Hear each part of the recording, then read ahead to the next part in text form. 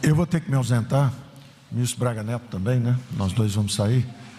Então, eu queria só fazer um breve agradecimento, primeiro ao presidente da República, por todo o apoio dele durante esse trabalho. Foi um trabalho que a Câmara, primeiro com agradecimento também ao deputado Geninho, na Câmara, nos ajudou muito, ao senador Tasso Gereissati, que no Senado também nos ajudou muito, ao nosso time, que vai ficar aqui para tirar dúvidas. Então, aqui o secretário especial Carlos Costa, o secretário Diogo Macorde, então, e o presidente do BNDES, Montesano, porque eles vão tirar dúvidas, quaisquer perguntas que haja sobre o setor, eles vão responder.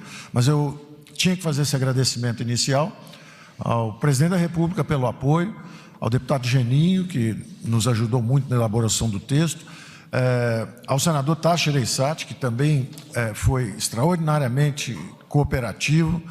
Tivemos várias reuniões, trouxemos lá o Gerson Kelman, eu queria agradecer também, um especialista que deu a solução das bacias hídricas para o problema. Então, uma breve menção, esperamos aí que haja 600, 700 bilhões de investimentos nos próximos anos nesse setor. São 100 milhões de brasileiros que não podiam lavar as mãos por falta de, na verdade, falta de esgoto, 100 milhões, e falta de água limpa para 35 milhões de brasileiros.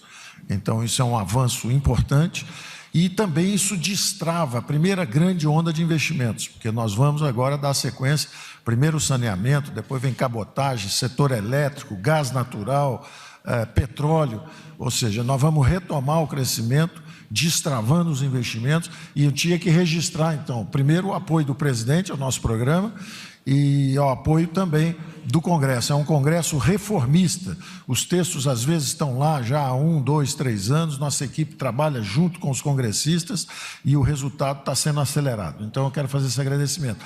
E também ao nosso ministro do Saneamento, nosso ministro do MDR, né, que é o Rogério Marinho, que é justamente quem vai levar essas obras também de saneamento no Brasil inteiro, né? Então, obrigado a todos e parabéns ao time, parabéns, presidente, parabéns à Câmara de Deputados, aqui em nome do deputado Geninho, e ao Senado com o Tasso Gereissati. E também aos presidentes, Rodrigo Maia e Davi Alcolumbre. Muito obrigado a todos. Nós estamos aqui também com a ANA, aqui presente, que é a Agência Nacional das Águas. A ANA vai ter um papel relevantíssimo nesse processo, né? Vai ser, inclusive, fortalecido o seu papel regulatório de instrumentalização. O Ministério da Saúde, e aí me permito, até para concluir minha palavra, que eu acho que já me estendi demais, dizer, Pazuello, que não há nada mais simbólico, não há nada mais importante, não há nada mais relevante para deixar claro que saneamento e saúde e economia se casam. No saneamento, com obras de saneamento, nós propiciamos emprego, renda, qualidade de vida, desenvolvimento sustentável, respeito ao meio ambiente, ecologia, tratamento adequado das águas e também diminuição da mortalidade infantil. E também diminuição da pressão sobre a rede de saúde pública e também diminuição extraordinária de doenças endêmicas que já deveriam ter sido varridas do nosso país desde o século passado. Então esse é um casamento perfeito, né? Onde a economia e a saúde se unem em prol da sociedade brasileira, corroborando o que nós estamos dizendo desde o início. É uma falsa briga, um falso antagonismo, né? A economia tem tudo a ver com saúde, saúde tem tudo a ver com economia, e eu não tenho dúvida que nós vamos fazer um grande trabalho em prol da sociedade brasileira com a ajuda de todos. E, terminando de novo, um abraço muito fraterno aí a todo o parlamento brasileiro que nos ajudou o país para fazer com que esse marco fosse realidade e vai nos ajudar mais ainda com as próximas mudanças importantes que a economia brasileira precisa para essa retomada tão importante para o país. Muito obrigado. Senhor presidente, no seu governo, é o governo que nós elegemos a agenda de qualidade ambiental urbana como uma das prioridades dos brasileiros na parte ambiental. Como já disse o Rogério Marinho, 100 milhões de brasileiros sem coleta e destinação de esgoto, mais de 30 milhões sem água potável, praticamente 100% dos municípios brasileiros com o problema dos lixões. E essa agenda urbana, relegada a segundo plano até então, ganha no seu governo a importância que deve ter. Nós, nesse esforço conjunto, junto aos deputados, e aqui cumprimentá-los na pessoa do Geninho, dos senadores, na pessoa do senador Tasso Gereissati, o Congresso cumprindo esse importante papel junto ao Executivo e o Executivo junto ao Congresso, de avançar no país nesse tema tão importante para o meio ambiente que é a agenda urbana. Para além das questões relativas à expansão e universalização do saneamento, que é talvez o maior demonstrativo à falta de saneamento do nosso subdesenvolvimento, também o tema dos resíduos sólidos, ou seja, dos lixões.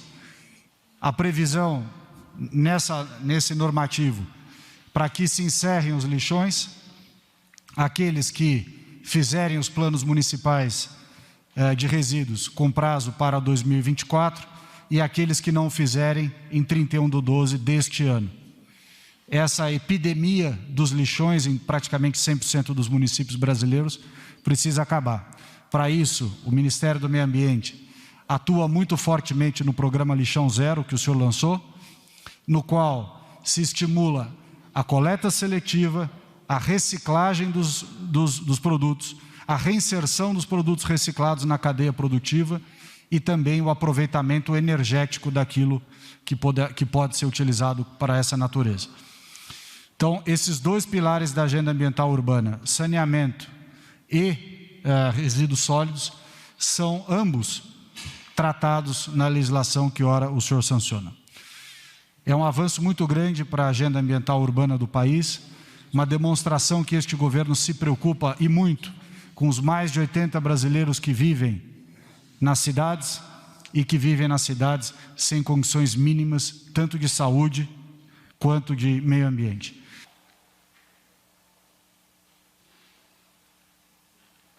Então, eu vou pedir para o Geninho dar uma palavra aqui em nome do Congresso também. Portanto, se investiremos 700 bi, nós vamos ter mais de 2 trilhões de economia no SUS. Passa a ser um projeto, do ponto de vista fiscal, mais importante do que a reforma da Previdência, Marinho. Então, fico aqui agradecido pela oportunidade que o presidente Rodrigo Maia me deu.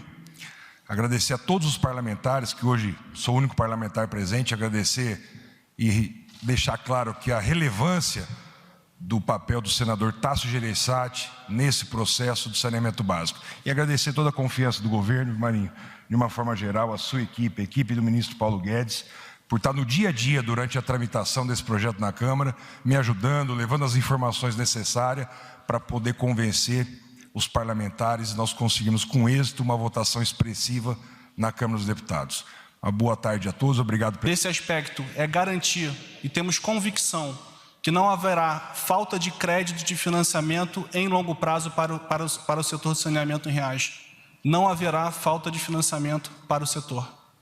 O segundo pilar de atuação do banco aqui é como estruturador de projetos, é modelagem das operações, é definir a melhor política pública para cada região e para cada estado.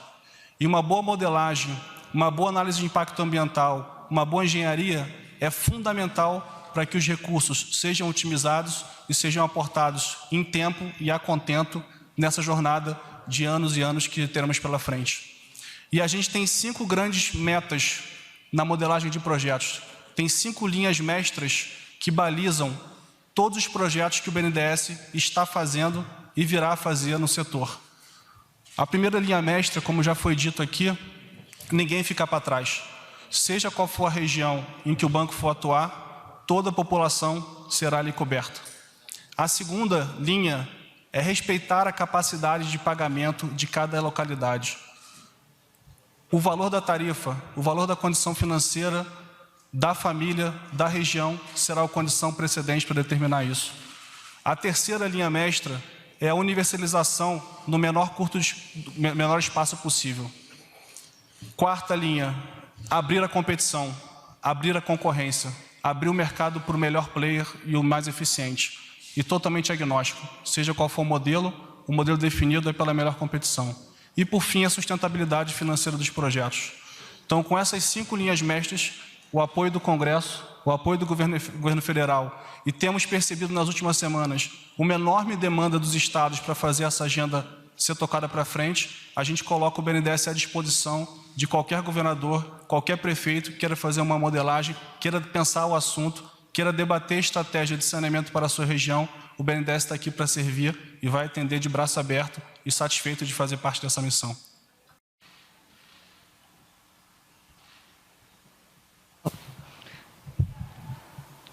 Tudo bem? Eu queria entender um pouquinho melhor o motivo do veto do artigo 20, que diz que o governo considerou que quebrava a isonomia entre as atividades de saneamento básico. Bom, eu vou responder aqui. Basicamente, o artigo 20 permite que os resíduos sólidos também possam entrar dentro do espírito do próprio marco, ou seja, participem também das licitações, enfim, do que foi definido no marco para esgotamento sanitário e para água potável. Como muito bem frisou aqui o Ricardo Salles, a questão dos resíduos sólidos também é saneamento público, é relevante, é importante, e esse artigo impedia que esse pedaço do saneamento fosse contemplado na sua plenitude. Próxima pergunta, Guilherme Mazui, G1.